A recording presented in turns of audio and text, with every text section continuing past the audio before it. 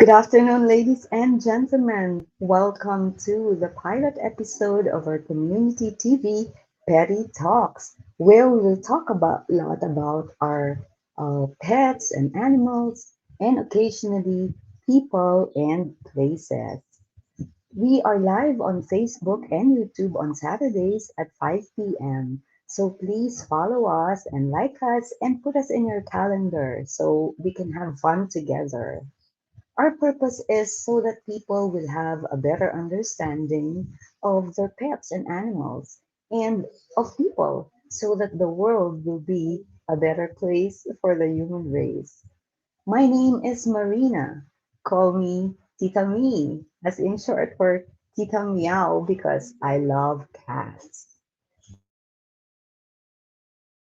Now, what is invited a very special guest who, with her own experience, has been able to save and rescue many cats and dogs.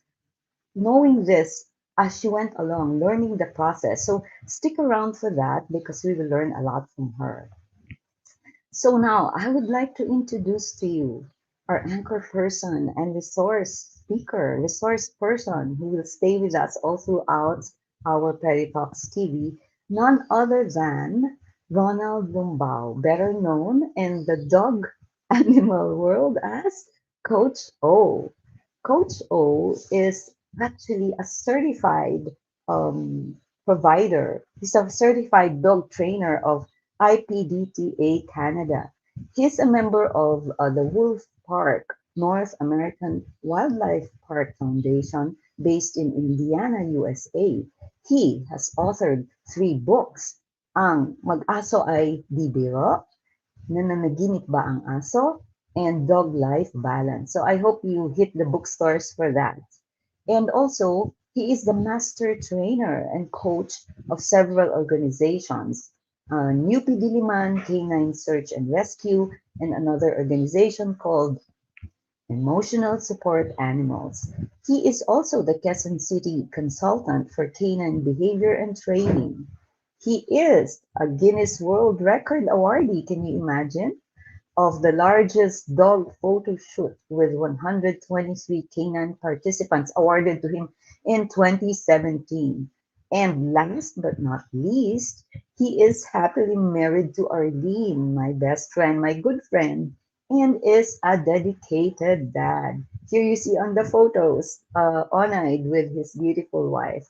So, ladies and gentlemen, please welcome no other than Coach O. Coach O. Hello, Coach O. Hi, Marie. Tita Me, hello. Kita Mia, oo, nagkita rin tayo finally, no? Tagal na natin hindi nagkita in person, no?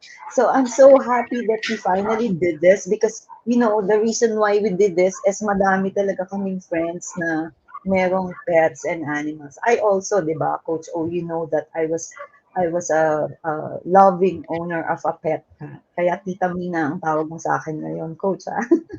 Oo nga, And, Coach, nakakanibago. alam ko, yeah, Coach, I know also that you are a very active person, not Mhm. only with regards to dogs, but also sa physical, sa sports, no? But we'll not get into that kasi ang expertise natin today is about dogs. Can you imagine? Tapos nakita ko sa pictures, ano ba yun? Saxophone ba yun? O flute? Ano ba yung kinakantahan mo si Moses, no? Sayang we can't show the video kasi nung pinanood ko siya, nag-stalker ako ng Facebook mo. Nung pinanood Mhm. ko siya, sumabay. One of these days, papakita natin, sumabay si Moses. Ano ba yun, sumabay, kumanta, or umungol? Sa Well, tugtog mo. meron meron siyang part ng kanta na ano, gusto niya sabayan niya. I would call it sinabayan niya. Okay, Binigyan sige niya. na, para masaya ka. Oh, kasi ang cute-cute talaga. So, Coach O, yan. So, tell us a little more about yourself quickly. Ano yung mga latest na ginagawa mo ba sa UP? Alam ko, very active ka, parati kang wala sa bahay. So, i-share mo Mhm. naman, Coach O. Oh, yes, sige. Basically, Kwento ka lang. ang pinagkakabalaan ko ngayon yung Search and Rescue Unit ng UP Diliman. Okay, so Okay, nabuo ito during the pandemic eh. okay. So, yeah, this is composed of 12 members, 12 humans saka with their dogs. So Mm. I'm training them how to search, okay, and rescue missing persons. Parang ganun. Ah, wow. Kailangan natin Hmm. 'yan ano. Can you imagine talaga natutuwa ako kasi, itong mga pets na 'to as I go along, you know naman I'm not a pet expert ano, ano lang kaya petty, eh, kasi ang alam ko lang petty about pets 'no. I'm not a pet expert but you know as I'm talking to you and our guest later, nakakatuwa talaga na there's really a lot that we can there's a lot of help we can get from our pets, 'di ba? They're really ano talaga, pampasaya ng buhay at saka useful 'no, nakakatuwa. So Coach O, ano pa last, meron ka pa bang gustong importanteng i-ano, i-share sa amin about ano, yung meron ka bang coming na ano, na Oh yeah, activity or I think the other thing that I'm doing ngayon is my consultancy with Quezon City. okay, Okay, kasi kanina nga earlier I was having some conversations with our guest si Miss Chi. Okay, kasi oo, nga tungkol sa mga rescue dogs. So I was kinuha ko ng Quezon City LGU to train trainers who can train the dogs, di ba? Trainers who will train the hmm, dogs para mm, maging madali silang ampunin. So ah, actually yun ang to me that's the most rewarding ngayon na pinagkakaabalahan ko. Though I only started 2 months ago, pero 2 months. tuloy-tuloy na to by next year. So Yeah. tanungin kita mabilis lang, Go Coach, lang. ano mas mahirap i-train, yung aso o yung trainer? Actually, mas mahirap i-train ng tao. Ah, talaga? Yes, yes, yes. Kasi Okey, so gano'n maraming 'no? oo, maraming hardwiring ang humans, ang aso. Meron din mga hardwired behaviors ang aso, pero once you know how to communicate with them, mas madali na. Samantalang sa tao, ano, Hmm. it's complicated, sabi nga. It's complicated. Sige, we will have a session on that, no? Specifically on that. So, abangan ng audience natin yan. So, Coach, let's go straight na to introducing our panel, Go our ahead. special guest today.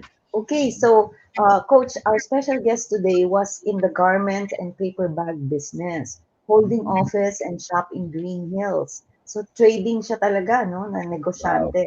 And then she became a preschool teacher in 2010 to 2002. Wow, mahirap din yan. And she became a full-time mom, raising 5 kids, and a full-time licensed real estate broker in 2012 after her third son passed away. No, si Jeremiah, I love him talaga.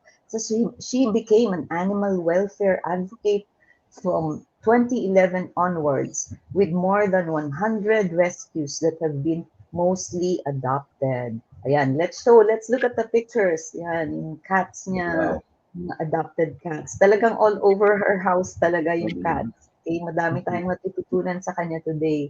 Ayan. Yeah. So, she's happily married to Butch Medalla and now with grandchildren. Ayan, makikita natin the pictures of her family. Masayang-masaya ang family ni Sis Chi. Meron pa tayo. May iba pa tayong pictures. Edel, forward mo pa siya. Okay, so mukhang hindi natin siya na-load. We will show that later. So anyway, so our guest for today is none other than Chi Medalla. Please welcome Chi.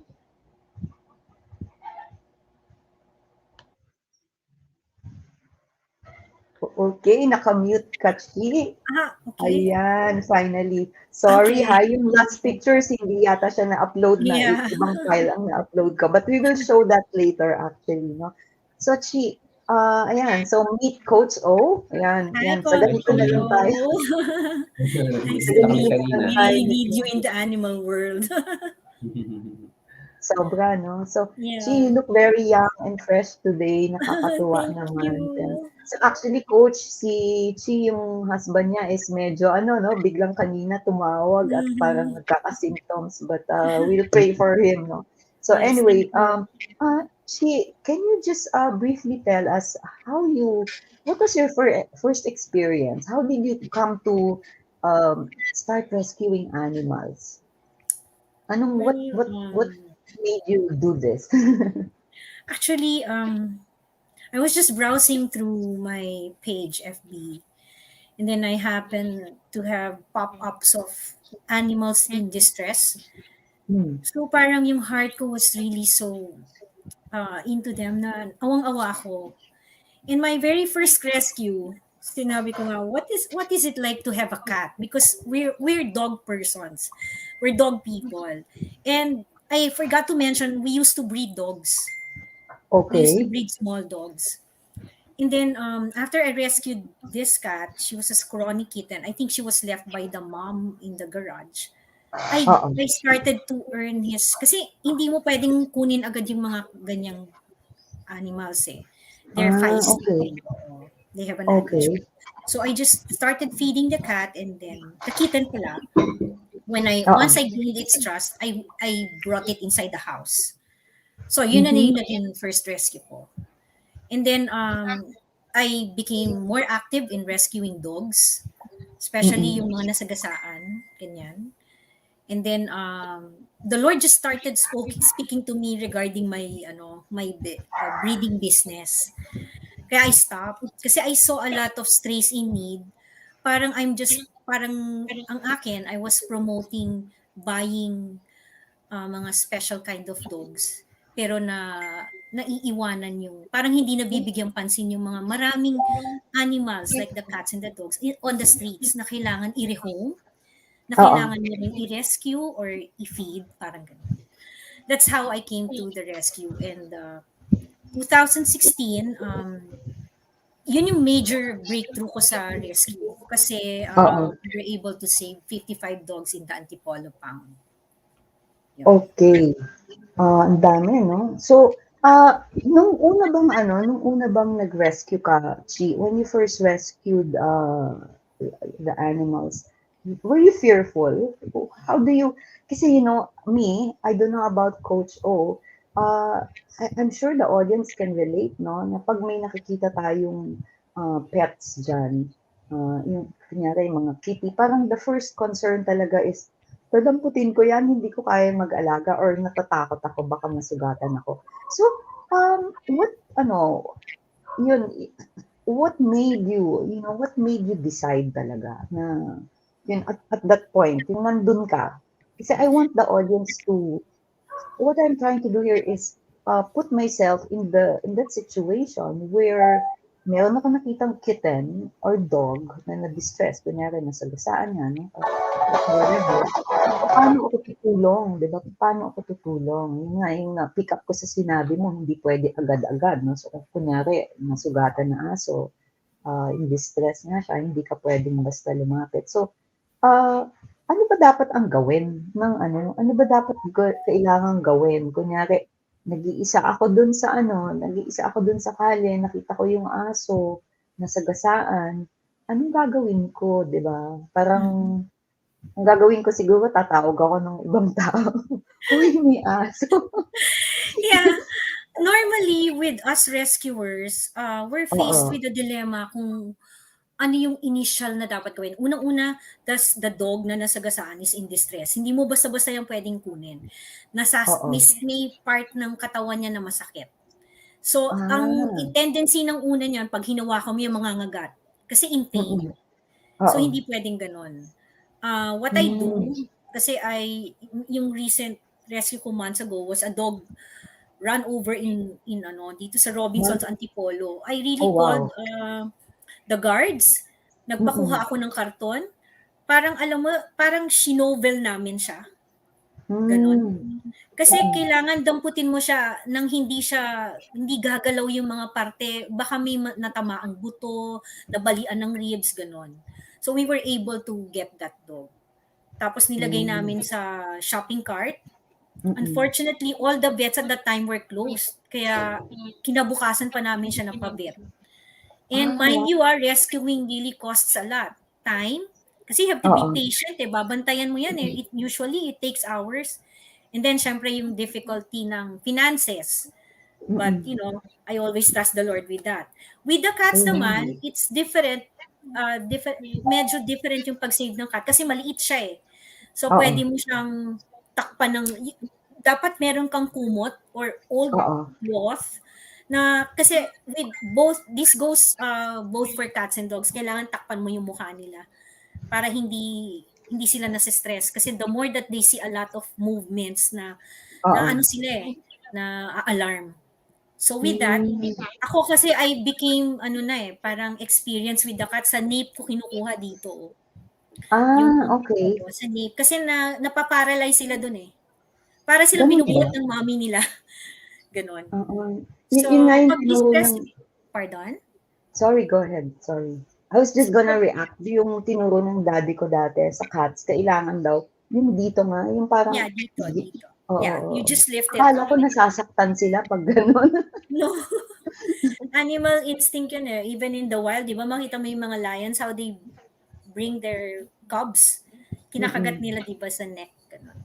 So mm. with the cat naman, iba-iba. You have, sometimes it's just not a one-time rescue. Kunyari, nakita mo right there and then, gusto mo i-rescue, Oo, babalikan mo yan Kung I see. i-assess mo yung situation, kung kaya mo nang makuha siya at that time, or you need Mm. to come back again. Kasi normally, wala akong trappings, wala akong dalang cage.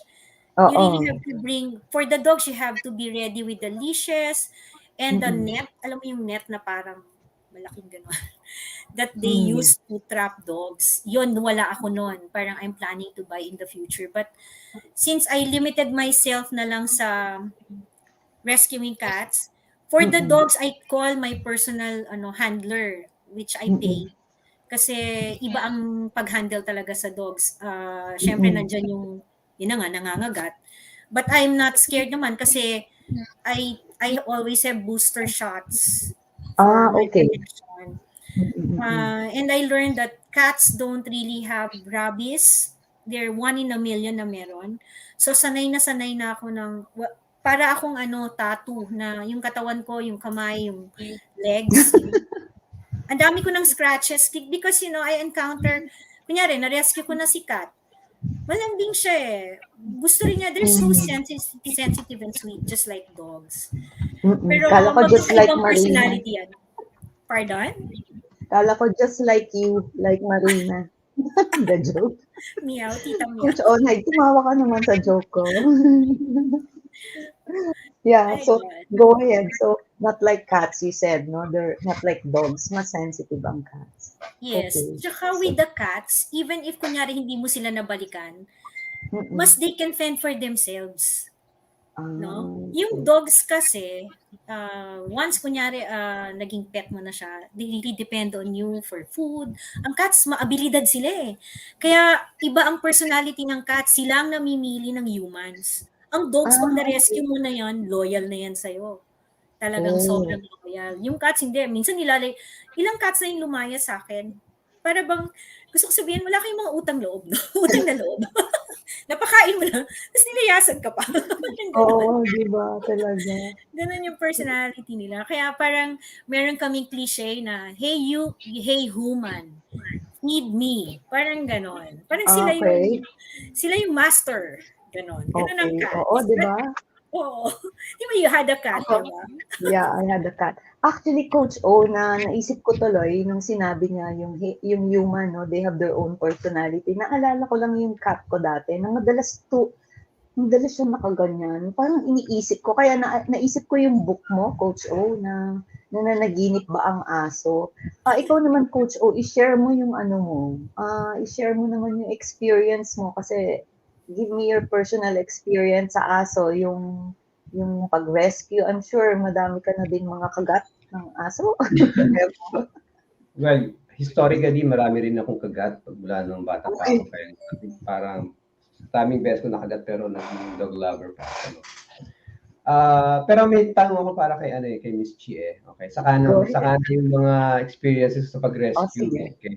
And siguro yung question ko kasi kanina nag-usap kami ni Miss Chi about others who are akala natin who are really trying to rescue animals pero ang totoo pala, they were just hoarding. So how do you define, what's the dividing line between a hoarder, yung walang nakuha ng aso, ng cats, and then sa isang true animal advocate talaga na nag-aalaga. So how do you, saan ka dun Well, ngayon? No?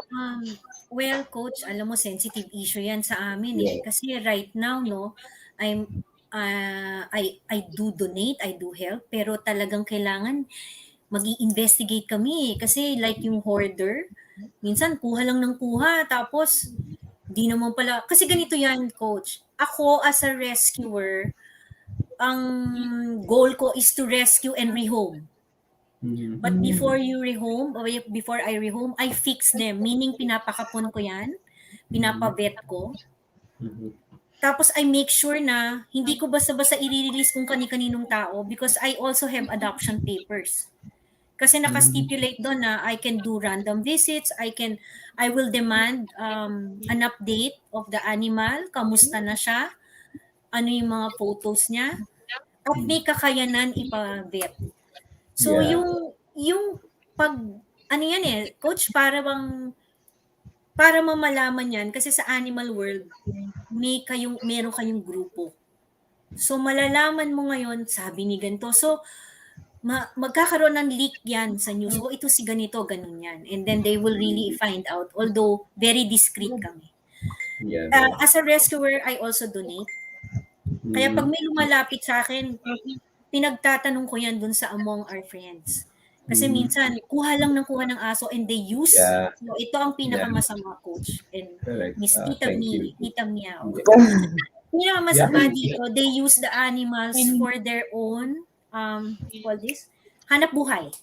Parang Yeah. ganun. Paano? That's very Yeah, true. it's so Kasi sad. ganito yun It's eh. really so Oo. sad. Napapabayaan na yung aso. Oo. So And ako kasi with the animals that I rescued, ang dami ko nang pina-adapt. I really post. I make sure I find good loving homes mhm. para talagang masigurado ko na kasi syempre coach, ang Tita Meow, alam mo ang hirap din na ang dami Mm. kong pets. I currently have 25 now. Nabawasan pa yon. So tomorrow Mhm. I'll be delivering 4 kittens. I hire pet transpo out of my own expense. Basta lang ma-deliver sila, mapunta sila sa magandang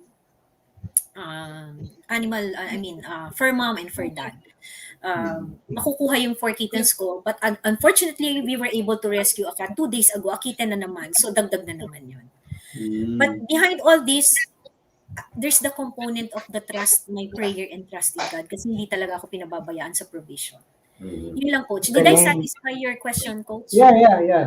Oo. Kasi gusto ko rin maintindihan Actually, yung ano eh. It's actually, sometimes, yung nakikita kasi natin sa media, for example, may feature sila isang quote-unquote na rescuer, di ba? Pero only to find out pala, dalawang bagay lang. But you said already na it's very sensitive. Kasi it's also true, Tita May, meow.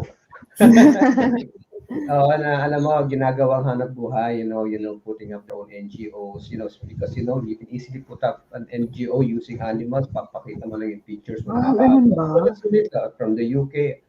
Ang dami nang naging offer sa akin yan eh. I mean, not really me putting up, para bang helping them to put up something like this. Pero, yun, siyempre, binibigyan naman tayo ng wisdom ng Panginoon, sino yun. Pero ito yung gusto kong sabihin eh. Kaya, we really have to understand ano talaga yung mga rescuers, and I'm happy na si Chi dito is doing this talaga from her heart.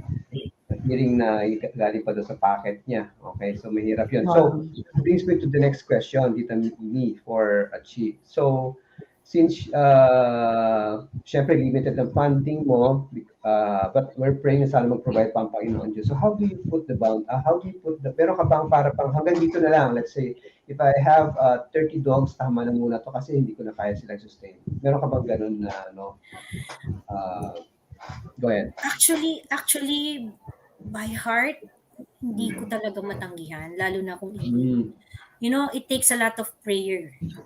Takes a lot of talagang honest to goodness dasal talaga. Because I never even realized that I will be in the animal rescue world. Actually, nung nilagay ako ng Panginoon dito, hindi ko naman to gusto eh. Kasi takot din ako sa animals. It was really my husband who loves dogs and pets.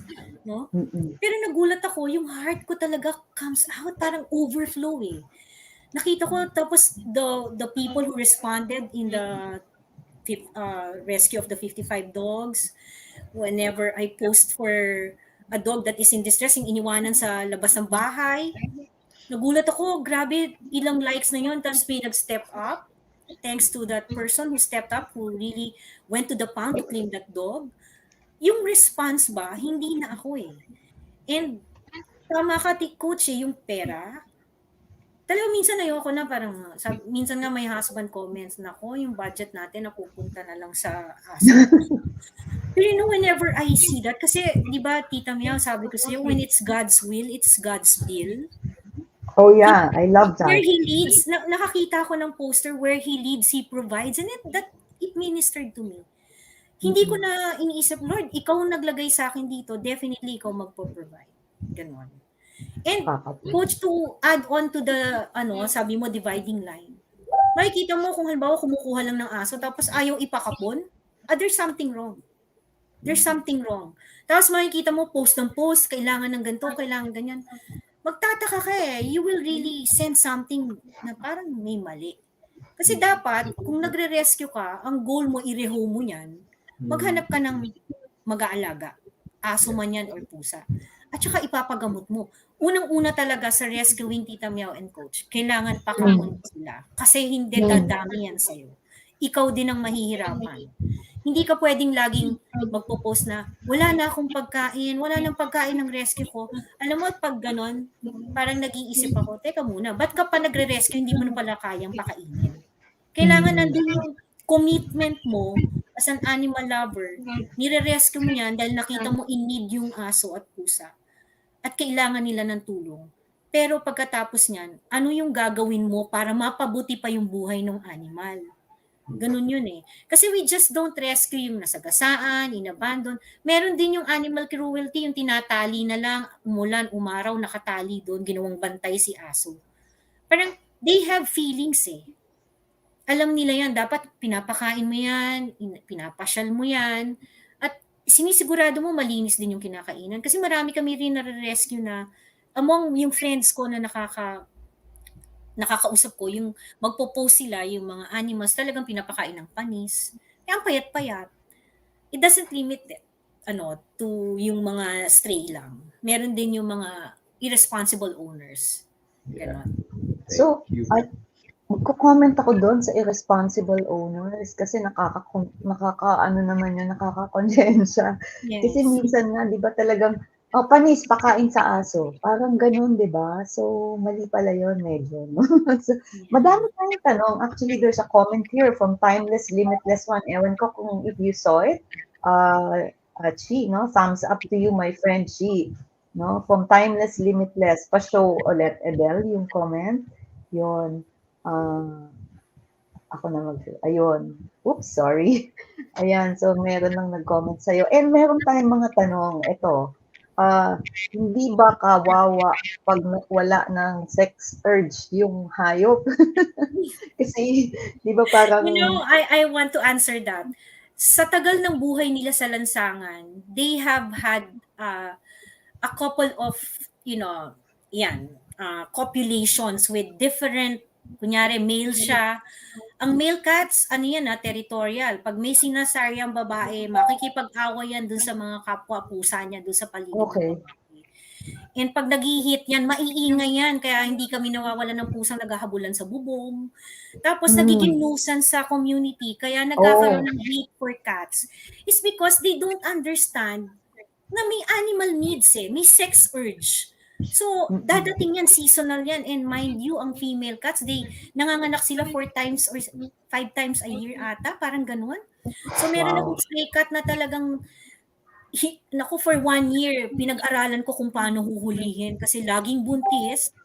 And then makikita ko yung kittens niya. Tapos makikita ko mawawalan yung kittens niya, either patay or dinala niya kung saan. But she stays because she eats. So, kailangan talaga makapon yan. Hindi pa pwedeng mawala. Sa dami na nilang na experience na copulation sa ibang cats, dapat lang talaga ikapon sila. It's also a help to the community. Malilesen ng cat fights. At the same time, you help the community na i-lessen yung stray population.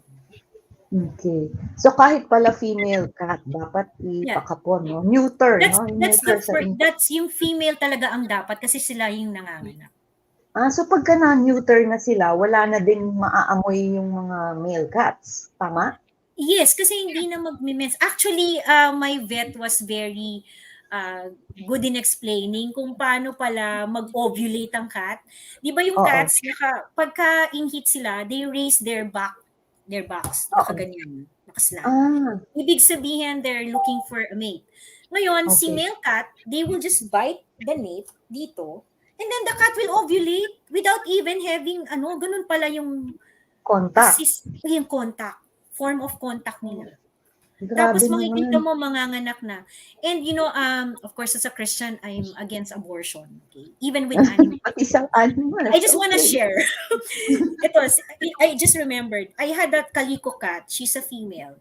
And she's placed dito sa laundry. May dumadayo na cat. May dumadayo na male cat. Hindi ko alam, nakapag-copulate na. So when she was scheduled for spaying, pagdating dun sa vet, tumawag yung vet, hindi ko naman alam. Sabi niya, ma'am, buntis si Kali. Oh, really? And they showed me the fetuses na parang longganisa, yung vegan longganisa na maliliit. And there's Oh, 7 of it. I really prayed and pregnant. repented. Sabi ko, God, Oo, kawawa it's not naman. my intention. Sabi kong ganon. Oo. Should I have known that she's pregnant, I should have gone with it. Went on with it, sabi kong ganon. So, Wow. parang na-stay abort yung cat. Wow. Okay, Those so are one of them. ang dami talaga natin mapapag-usapan pagdating sa pets, no? But we're running out of time. We have time for one last question. But before we go to that, I'd like to just say, to show ito, yung beautiful family. Yan, yung kaninang hinahanap kong slides. Yung mga family ni Chi, they're all animal lovers. So, we're just so glad to have people like you, Chi, no? Thank So, meron you. dito last question, no? Medyo medyo sino sasagot nito, hindi ko alam. Totoo ba yun mga kinakain pa rin ang aso at this day and age? Anong Yeah. mga comment niyo dyan, Coach and Chi? Si Meron ba coach kayo siguro, si coach muna. Ano yung ano tanong? comment mo dyan? Masarap, Coach, Hindi ko masarap maintindihan bang yung aso? tanong eh. Totoo ba yung mga kinakain pa Kinakain rin? pa rin ng aso. Okay, dog meat. You mean? Oo. Oh, yes, that's true. That's true. Okay. Ito yung Yeah. maganda. Okay. So, that's a very good question. It's always one of my favorite trivia sa mga seminars ko. Okay. When I ask the people, yung audience, bakit kaya sa Pilipinas, sa context ng Pilipinas muna, why do some Filipinos, hindi naman, konti lang naman ang population, are eating dog meat? Okay. Ang common na question nila ay kasi po, especially in the north, okay, kasi daw pampalamig daw pagka malamig kasi sa north, so kakain sila ng karne para uminit. That's always the answer each time. Okay? So I've seen restaurants para nga sa north na talaga nag-ano sila, nag-serve talaga ng karne ng aso as pulutan and as ulam. Okay? So kasi nga daw mainit. Okay?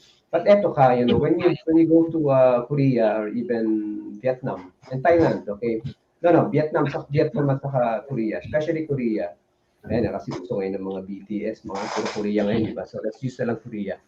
There are some Koreans then who eat dog meat. And when you ask them, bakit kayo kumakain ng, syempre in Korea, no? Bakit kayo kumakain ng dog meat? So, alam mo ang answer nila, kailan nila kinakain daw nila yon in the summer. Pampalamig naman daw. Okay, so the point is talagang there's no true answer. Okay, just people are just making, excuse, bakit nila kinakain. Actually, the reason is gusto nila kumain talaga ng karne ng aso. And that's very sad. Okay, so the answer is yes. May kumakain pa rin ng karne ng aso. Yan. So, why do you think, I mean, siguro, dalawa yan eh, okay?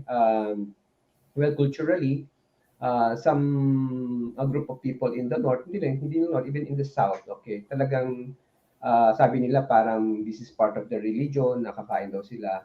I don't know how true is that, pero it goes through the generation. Sabihin, makikita ng mga anak sa magulang, papasa naman sa mga next generation, kumakain sila. So parang wala na, okay na ganun. So that's part. Okay. The other naman, sa palagay ko hindi naman ganun ka sobrang risk, yun talagang reason nila. Wala na raw talagang makain, sa kumakain na lang ng aso. Okay. So maybe it's cheese. Si Chi naman, pakinggan natin. Actually, we have rescued several dogs na for dog meat, nakawala Mm, sila. One has, makita mo may wire marks dun sa snout, natuyo na. mm, Nakuha ko siya, and I thank God for si Caspi because she was taken by the shelter of a good friend and a co-animal advocate from Second Chance Shelter. And then one is Victor, we call him Victor kasi hindi siya victim ng hit and run. My vet said kung hit and run yan, merong proof na nagulungan. Pero parang dito siya tinamaan eh. Binali malapit sa shoulder bone. And his leg got amputated. I posted in Facebook kasi hindi ko kaya yung 15,000 na fee for the vet amputation. So I thank God for Doc Nielsen Donato who helped anyway. Yun yung mga ayokong mga senaryo na mga aso kinakain kasi we consider them as pets ganun. Pero meron talaga, and a friend of mine who is the admin of Animal Kingdom Foundation, her name is attorney Heidi Marquez, and they're very much active in really hunting dog trade meat eaters ganyan, especially in the north. Meron kaming ganon. And then we're also active with the RA, I forgot the RA for the animal, 8485 yata. Yung animal cruelty. So, ano rin kami, very vigilant kami kung meron animal abuser. Sometimes may nagrereklamo, yung aso hinahampas, naririnig daw ng kapitbahay. So, Pero, meron kaming mga ganon, naghahabla din sila pero for alam mo, animal ano, abuse. you Yes, coach? mentioned, yeah, you mentioned AKF, no? Kasi I have worked with them kasi also in the past. Tingnan mo, ano, yeah, they have been, we have been fighting against dog meat trade. Siguro more than, sabihin na natin, at least more than 1 decade, 15 years, no? Pero ah, hindi lang hindi lang talaga literal na fight, ano, but even legally. That's why you mentioned Yes, attorney yes, yes, right. di ba? Talagang ano. Pero ang nakakapagtaka, no, hindi pa rin nag-stop talaga yung pagkain talaga ng sorry, ng karne ng aso ng mga tao. Kasi kung walang kakain, parang drugs lang yan eh. Kung walang gagamit, walang magtutulak. Correct. Okay, so I think the problem here is not ano hindi lang yung pagbebenta. It's more on the people talaga. We have to educate the people who are eating yung Yes. ganitong animals. Especially yung aso. Particularly aso. Aso. So, yun. Mahabang usapan to, so maybe we will have a special Ang second part natin po, oo. for this, ano. Yeah. So, Can I maybe, just, go. what do you call it? Food for thought lang. Because Yes. alongside with my advocacy and my love for and compassion for animals, I think yung love mo for God transcends eh. Na ipapakita mo yan dyan, hindi lang, of course, ako coach, tama ka, mas mahirap mag-train ng tao. Kaya sabi ko nga, yung aso, yung pusa, alagaan mo. Paluin mo, pagalitan mo pagka guilty. Kasi mga tingin nila kapag may guilty ginawa, nakaganon eh. Eh yung tao, minsan pinapakain mo na may reklamo pa. Parang ganon, sorry ah. Pero ang hirap talaga. Yung mga pets, pagalitan mo sila, hindi sila sumasagot. They're content with what you give them, when you feed them. Tapos pag napakain mo, napakalambing, they go to your side. They really make it a point to tell you they love you. For example, my cats. Nung una, pagbukas ko ng door, sabi ko, bakit may patay na daga? Then I immediately asked the Lord, ganun ako eh. Lord, ano to? Alam mo, sabi lang, dumating sa thought ko, alay. It's a gift. It's a form of a gift. Ganyan pala ang mga cats. And funny nga, nakakita pa nga ako, sabi nung isang animal, nasa Facebook, buti kayo, patay na butiki or daga. Siya ahas talaga, literally. Patay na ahas. Parang, they're saying, hey, human, thank you for taking good care of me. This is my gift for you. Ganon sila. Napaka ng animals, napaka loyal and sensitive. And I have a verse for this, no? Sorry, kaya hindi ko pwedeng hindi sabihin eh. When Amen. I came into the animal world, the Lord just showed me a verse in Proverbs 12:10 that says, "The righteous cares for the needs of his animals." Yung his, HIS, Lord yun eh.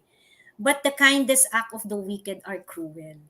So, yung love ni Lord sa creatures niya, kasama ang animals doon. And tayo yung may compassion, yung mga nandyan sa labas, na naawa, nagpapakain. Yun yung love ni God eh. He cares for His animals, all of His creations. Yun lang po. Ano, it's a very nice parting message, no, Chi, for that. No, talagang it's an eye opener to see that the Lord cares for His animals. I don't think I encountered that. Hindi pa umuusap sa akin yan, yan verse na yan. Hindi pa siya nagja-jump. Kasi di ba minsan pag nagbabasa tayo ng Bible, talagang merong nagja-jump na Yeah. verse. So this is all the time we have. Last question talaga, quick answer lang. Asan na ba yun? Ayun. Kanino daw ba pwede tumawag pag may nakita na sagasaan na aso or pusa? Ikaw ba tatawagan? Who you Chi? gonna call? Wow. Ghostbusters. Well, yan ang dilema ko, no? Yan ang dilema ng mga personal rescuers. Of course, kung ikaw yung nakakita, gumawa ka na ng paraan. Hindi mo na, I mean, you can call somebody near you, pero kagaya ko, ang layo ko, and I'm not always available, wag lang nasasama ang loob nila. But sometimes, pag hindi ko talaga kaya, I coordinate, and then we share. I share in the expense. Yun na yung tulong ko. But I cannot house, I cannot foster all the time, I cannot adopt. My house is not that big, and I'm not a shelter at all. Ang pakiusap ko lang dun sa mga nakakita, kung ano yung magagawa lang nila at the moment, yung immediate need, like first aid, gawin na lang nila. And then post in Facebook, marami naman na marami naman na nandyan sa sa Facebook na tumutulong. Oo. I know of several. Okay, so we have actually, we have a Facebook page. Edel, can you show that, our links, no? You can leave comments there, dun sa brands natin. Let's show lang the links. If you have any, if you have any, wait, tasan na yun? Hanapin natin lang para, ayan, thank you. So, just look for our page. Ayan, and then leave a message doon. So if you have any comments or questions or topics that you want us to discuss next time. And then what's okay. So all right. So this has been a very wonderful session with you. I learned a lot kahit na we promised na half hour lang, medyo na-extend tayo kasi talagang hindi ano talaga, sobrang exciting na topic to, and there's a lot that we can learn. So, we will be inviting you back, Chi, ha? Huwag kang madadala Thank sa you. amin, ha? No Talagang, problem. yeah. So, meanwhile, we are now going to ask Coach O to give his message about all of this. What I will show this. We have a segment called Ayan, Tip Talk with Coach O. So take it away, Coach O. Anong masasabi mo to close today's session? Okay. Well, para kailangan ko ng PowerPoint ba? No, well, siguro na lang sa in the light of our itong conversation natin about animal welfare. No? Ang mabibigay ko na sabihin natin tip.